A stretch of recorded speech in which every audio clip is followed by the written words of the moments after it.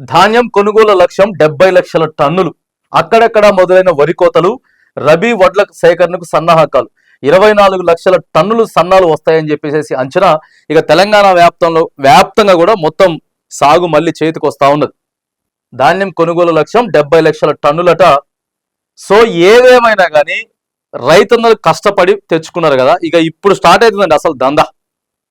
ఆ కొనుగోలు కేంద్రాల దగ్గర దళారులు వాడే రైతు దగ్గరికి పోయి ఆ రేటు కాదు ఈ రేటు, ఈడికి వచ్చిన తర్వాత ఈ కరెక్ట్ లేవు, ఇది సెకండ్ క్వాలిటీ థర్డ్ క్వాలిటీ వేసిన తర్వాత మళ్ళీ ప్రభుత్వం పైసలు వేయడానికి మళ్ళీ ఒక వారం 10 రోజులు.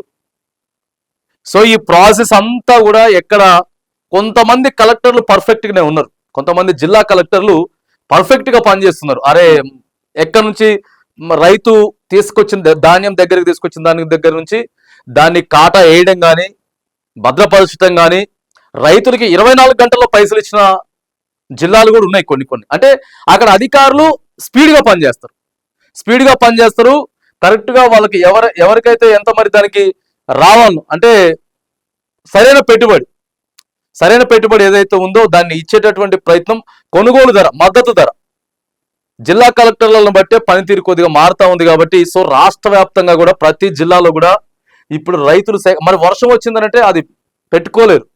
సో త్వరగతిన వాళ్ళ ధాన్యం కొని వాళ్ళకి అకౌంట్లో పైసలు వేసేటువంటి ప్రయత్నం చేయాలి.